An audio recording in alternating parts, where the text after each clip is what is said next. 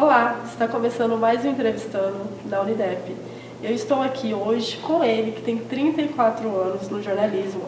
Trabalhou no jornal Diário da Serra, Correio Brasiliense, Correio do Estado, atualmente. Formado em Direito, pós-graduado em Direito Tributário, especializado em Direito Eleitoral. Olá, Adilson. Tudo bem? Como é você, Aline? Tudo bem. Adilson, conta um pouco da sua trajetória pra gente. Bom, se for a minha trajetória de vida, eu comecei a trabalhar cedo. Com 6 anos de idade, era um engraxate. Modéstia à parte dos bons, que eu tocava um bom samba, né? Mas E depois, com o tempo, no decorrer do tempo, morava no interior, vim para Campo Grande, vim para estudar, fazer o científico na época, que era o ensino médio, né? E eu virei hippie. Eu era um hippie, trabalhava na frente de lojas americanas, fazendo brinco, pulseira, mas sempre com objetivo na vida, se queria ser alguém na vida, não viver dormindo na rua.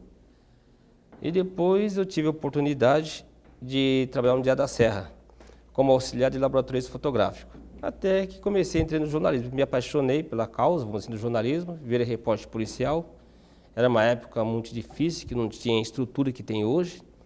Naquela época a gente andava a pé, entendeu? Fazer as ocorrências, como jornalista policial, eu ia para as delegacias, tudo a pé. Eu começava às 7 horas da manhã e saía meia-noite do jornal. Isso era o jornalismo na época. E depois, com o tempo foi passando, evidentemente, né? Eu entrei na área política em 1982, quando eu comecei a fui repórter político, quando foi a primeira cobertura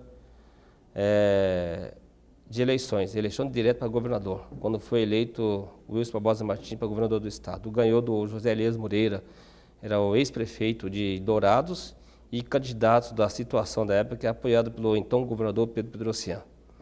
E assim foi, depois trabalhando no Correio Brasiliense por 8 anos, entendeu? Eu ficava trabalhando no Diário da Serra e Correio Brasiliense, morava em Brasília, em hotel, e fazia ponte aérea. Final de semana eu estava em Campo Grande, minha família morava aqui, e trabalhava para o Diário da Serra também, então eu virei um correspondente, sabe? E assim foi minha vida, né? Fiz grandes coberturas, depois em 90 vim para o Correio do Estado, e é onde estou até hoje. Além disso, em 2010 resolvi advogar, eu tenho hoje uma banca de advocacia.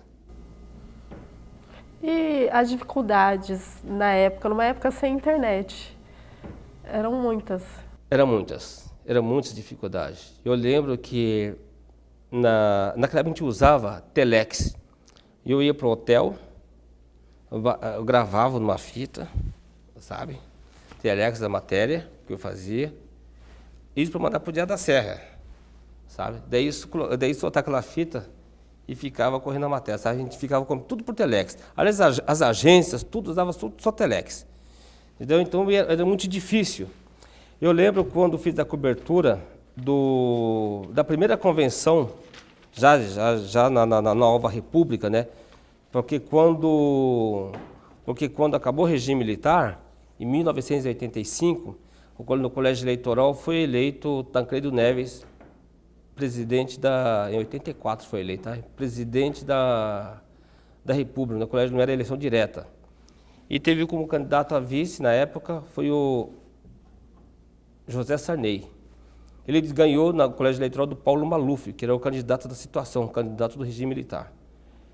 E o Tancredo ganhou a eleição, mas na véspera, naquela época, a posse não era 1º de janeiro, era 15 de março de 1985, 14 de março ele foi para uma missa, de lá sair da missa ficou internado com diverticulite e ficou doente e não tomou posse. Aí tomou posse o vice-presidente, o José Sarney. E em 21 de abril daquele ano, de 1985, o Tancredo Neves morreu. Sabe, eu estava na igreja, eu lembro tão bem, eu saí da igreja, fiquei sabendo da morte dele, naquela época não tinha rede social, não tinha internet, não tinha nada. Eu voltei para o Diário da Serra para fazer a matéria sobre Tancredo Neves. Porque eu tive a oportunidade, na época, entendeu? Porque antes da eleição teve a campanha das diretas já. E eu participei das grandes concentrações das diretas já no Brasil, participei das grandes concentrações, fazendo cobertura, ficava no palanque. E naquela época eu entrevistava, eu tinha fácil acesso, vamos dizer assim, que eu tinha as pessoas que estavam no palanque, eu entrevistava o Tancredo Neves, Lula, Brizola, José Sarney, sabe, todas as grandes lideranças da época. O José Sarney, ele, uma coisa curiosa, ele era o presidente nacional do PDS, que era o partido do regime militar. Era o maior partido, tu falava assim, o maior partido do Ocidente, né? Era o PDS, Partido Democrático Social. Aí o José Sarney, ele rompeu com o sistema, com o regime militar, e foi criada uma frente liberal. E nessa frente liberal era liderado pelo vice-presidente da República, era um civil, do último presidente militar, do general João Batista Figueiredo.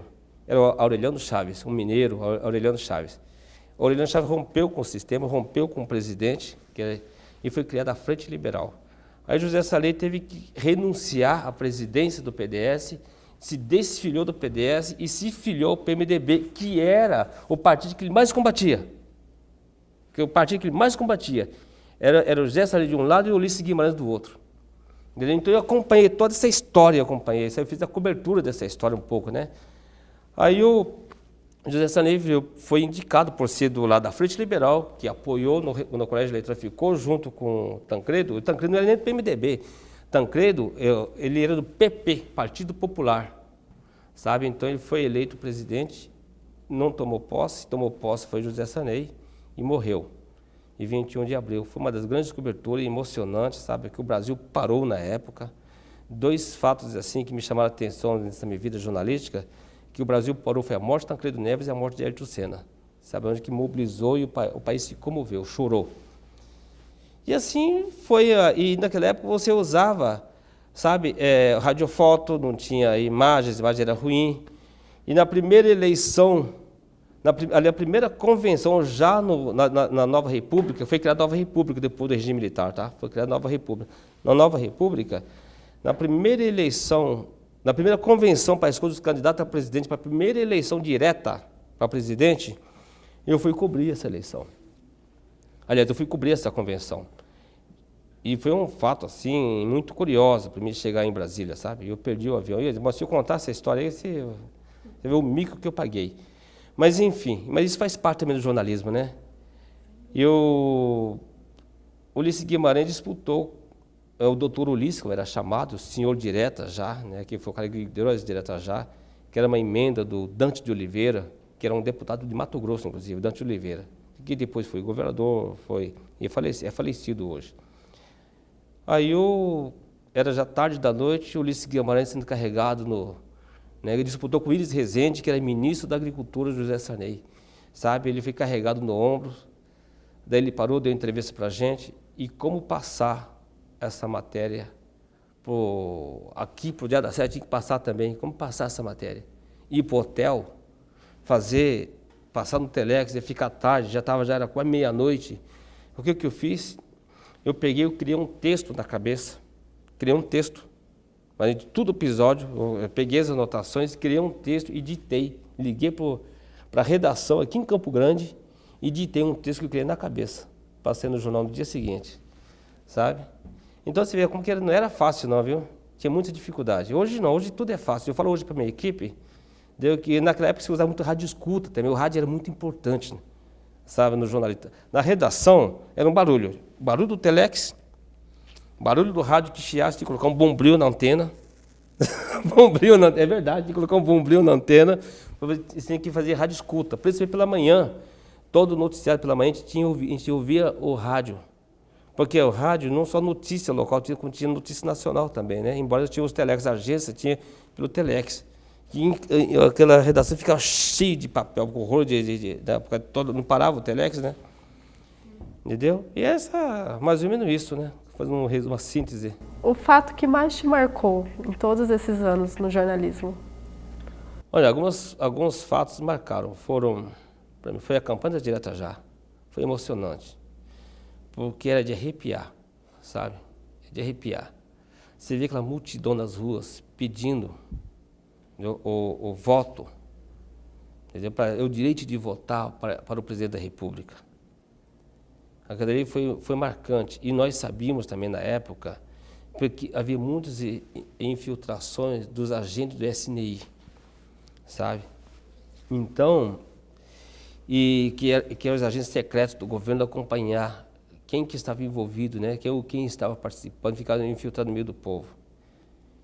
Por que foi marcado? Além só daquelas grandes movimentações que fizeram a história da política do país, eu me senti, vamos dizer, um privilegiado, porque eu estava ali no meio. Eu estava ali fazendo cobertura jornalista, sabe? Eu estava ali acompanhando e registrando a história, ajudando, né? A registrar a história. Isso para mim foi marcante. E a outra foi a eleição para presidente da República, a primeira eleição, onde eu tive a oportunidade de entrevistar grandes personalidades brasileiras, né? Eu tive a oportunidade de entrevistar o Lula, sabe, o Lula que tinha aquela barba preta ainda, barbudão, como diz o Brizola, era o sapo, eu disse que na arte da política engolir sapo, inclusive barbudo, ele se referia ao Lula, sabe, Aureliano Chaves, eu tive a oportunidade, inclusive, ele era vice-presidente da República, de convidá-lo a visitar o Diada da Serra. Ele veio visitar o Diada da Serra. Eu tenho fotos e imagens dele lá, comigo, lá no Diada da Serra. O Paulo Maluf, Oreste Quercia também, sabe, que foi governador. Fernando Collor de Mello, sabe. Foi na época quando eu conheci o quarteto, né, os 4 mosqueteiros, como era chamado, Fernando Collor de Mello, Renan Calheiro, Cleto Falcão e o Cláudio Humberto, que hoje nós temos até uma coluna diária no Correio do Estado. Esse era o quarteto, né? Que tinha o Renan Calheiro, inclusive, recentemente, quando eu estive em Brasília, eu estive conversando com ele. Eu falei assim, na época, quando eu conheci ele, né, que a gente se conheceu, ele era um cabeludão, playboyzão, tinha seus 30 anos, 30 e poucos anos, sabe? Então, foi um grande momento na vida política, né? Que eu participei.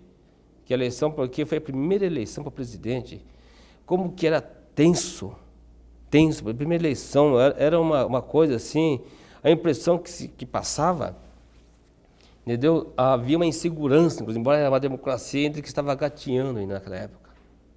Porque a primeira eleição que o Sarney, ele foi um presidente eleito ainda pelo sistema viciado ainda do colégio eleitoral, sabe? E quem foi eleito foi ele com o Tancredo Neves, né?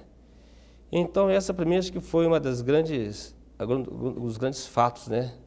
E teve outros, muitos outros também, sabe? Por exemplo, em Mato Grosso do Sul também teve vários acontecimentos que eu tive a chance, a oportunidade de registrar também. Muitos anos, 34 anos. Muitos anos. Inclusive, em Mato Grosso do Sul, não sei se foi uma palestra que eu participei, de um debate, me veio à memória, sabe? Eu posso até cometer o equívoco de errar em datas, né? Eu lembro, assim, que quando foi criado o Mato Grosso do Sul, foi em 77, mas a implantação foi em 79. Quando as lideranças políticas não chegaram a um acordo para a escolha do primeiro governador de Mato Grosso do Sul, né? Quem foi o primeiro fica na história. De um lado estava o Pedro Pedrocian, do outro lado estava o Rachid Saldanha Derzi, estava o Antônio Mendes Canale, estava o Levi Dias, enfim, só que as grandes lideranças da época, né?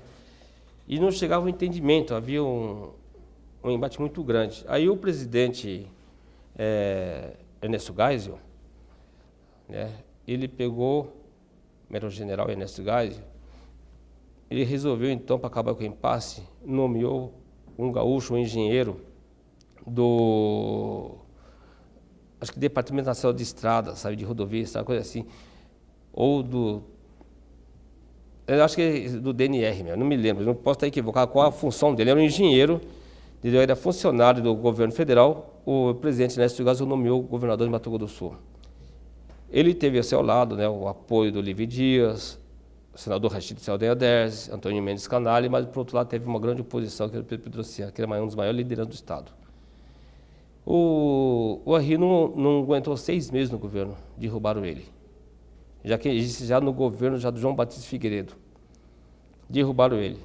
Quando ele caiu, assumiu o governo do Estado o Lones Machado, o deputado Lones Machado.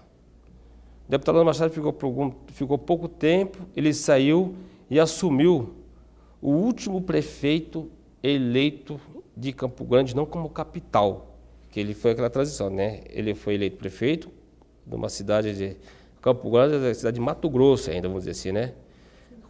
Quando foi dividido o Estado, como se tornou capital, ele continuou prefeito. Então ele renunciou ao mandato de prefeito, que era o Marcelo Miranda. o engenheiro Marcelo Miranda. Ele assumiu o governo do estado. Não resistiu também, foi derrubado. Daí, e todo mundo acusou o Pedro Pedrossian de derrubá-lo, evidente. Daí assumiu novamente o Lourdes Machado, virou governador do estado novamente. O Lourdes saiu e assumiu o Pedro Pedrossian. Isso, estou falando um período, em qual período são? Arri, Londres, Marcelo, Londres e Pedro Pedrossian. 5, olha só, esse aí de 79 a 80. Só, olha só, instabilidade política de Mato Grosso do Sul.